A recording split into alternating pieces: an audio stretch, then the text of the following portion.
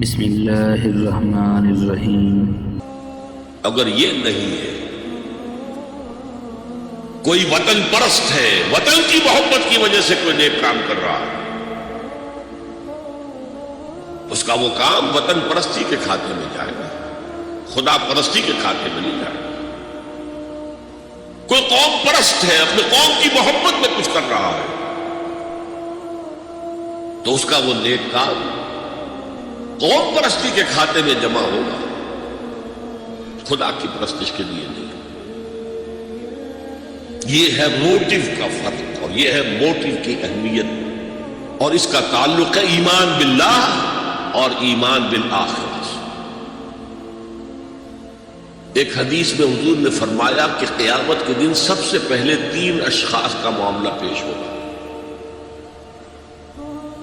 ایک وہ تھا کہ جو اللہ کی راہ میں جنگ کرتا ہوا مارا گیا تھا، دنیا میں شہید سمجھا جا رہا تھا۔ ایک وہ تھا جسے اللہ نے علم بہت دیا تھا، اور اس نے علم کو پھیلایا خوب پھیلایا۔ اور ایک وہ جس کے پاس جس کو اللہ نے بہت دولت دی تھی، اور اس نے دولت جو ہے نیکی کے کاموں میں، بھلائی کے کاموں میں، غربا، یتامیٰ، مساکین کے لیے خرچ کیا۔ اب اللہ پوچھے گا ان شہید صاحب سے کہ دیکھو میں نے تمہیں صحت دی تھی، جسمانی قوت دی تھی، تم نے کیا کیا؟ وہ کہے گا اے اللہ میں نے تیرے لیے قتال کیا اور اپنی جان دے دی۔ اللہ فرمائے گا کذبت، تو نے جھوٹ بولا، انک قد قاتلت لأن یقال جریء، تو نے تو یہ جنگ میں حصہ لیا تھا اس لیے کہ تیری شجاعت کا ڈنکا بج جائے، تیری جرأت کی شہرت ہو جائے۔ وقد قیل، وہ کہا جا چکا، اب یہاں تمہارے لیے کچھ نہیں ہے۔ اور فرشتوں کو حکم ہوگا اوندے منہ گھسیٹتے ہوئے اس کو جہنم میں ڈال دیں۔ یہی حشر ہوگا اس عالم کا، تو نے وہ نیکی کا کام کیا تھا، لأن یقال عالم، کہا جا چکا دنیا میں، ڈنکا بج چکا تمہاری شہرت۔ اب اس میں نوٹ کیجئے، اگر کسی عالم کے علم کا ڈنکا بج جائے، اس کی اپنی نیت وہ نہیں تھی تو اس کے اندر کوئی خرابی نہیں۔ یہاں معاملہ نیت کا ہے۔ اگر نیت یہ ہو کہ میرے علم کی شہرت ہو جائے، میرے ہاتھ چومے جائیں،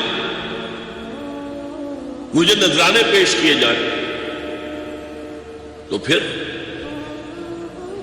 وہی حشر اس کا ہوگا کہ اوندھے منہ گھسیٹ کر جہنم میں ڈال دیا جائے۔ یہی حشر اس سخی کا ہوگا جس نے سخاوت کی تھی، جس کی سخاوت کے ڈنکے بج گئے تھے، اس کا بھی یہی حشر ہوگا۔ تو انما الاعمال بالنیات، اور یہاں نیکی کی بحث میں سب سے پہلے ولکن البر بر من آمن باللہ والیوم الآخر۔ اب جو والملائکۃ والکتاب والنبیین، ان تینوں کو جمع کر لیجئے، اس سے مراد ہے نبوت اور رسالت۔ ملائکہ وحی کا ذریعہ ہے جو انبیاء تک لے کر آتے ہیں، اس وحی کا جو ریکارڈ مرتب ہوا وہ کتابیں ہیں، اور جن پر وہ وحی آئی وہ نبی ہے۔ ان تینوں کو جمع کر لیجئے، رسالت، ایمان باللہ، ایمان بالآخرہ، اور ایمان بالرسالت۔ اب اس کا تعلق کیا ہے نیکی کے ساتھ؟ یہ ذرا گہری بات ہے۔ دیکھیے نیکی کا جذبہ بھی، جو انسان کے پیشنز ہوتے ہیں وہ اندھے بہرے ہوتے ہیں۔ پیشنز، جذبات، نیکی بھی ایک جذبہ ہے۔ کبھی یہ جذبہ حد اعتدال سے تجاوز کر کے بدی بنا دیتا ہے۔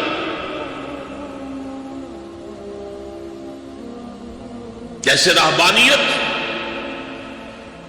ترک دنیا، شادی نہیں کروں گا، گھر گھرستی کا بکھیڑا مول نہیں لوں گا، بس اللہ سے لو لگاؤں گا۔ ظاہر بات ہے جس نے بھی فیصلہ کیا نیکی کے جذبے کے تحت کیا نا، لیکن اس کا جو نتیجہ نکلا اکثر و بیشتر پھر حرام کاری ہوئی۔ آپ عیسائیت کی جو ہے ہسٹری آف کرسچین موناسٹسزم، اس کا مطالعہ کیجئے، انہوں نے خود لکھا ہے کہ بظاہر راہب خانے ہیں، راہب اور راہبائیں رہتی ہیں، اور ان کے تہخانوں میں حرامی بچوں کے قبرستان ہو جاتے تھے۔ یہ نیکی کے جذبے نے بدی کو جنم دیا۔ حضور کے ساتھ ایسا ہوا، 3 اشخاص آئے، انہوں نے حضور کی ازواج مطہرات سے معلوم کیا آپ رات کو کتنا وقت نماز میں لگاتے ہیں، آپ مہینے میں کتنے نفلی روزے رکھتے ہیں۔ اب جو کچھ انہیں بتایا گیا، حضور کی زندگی کھلی کتاب تھی،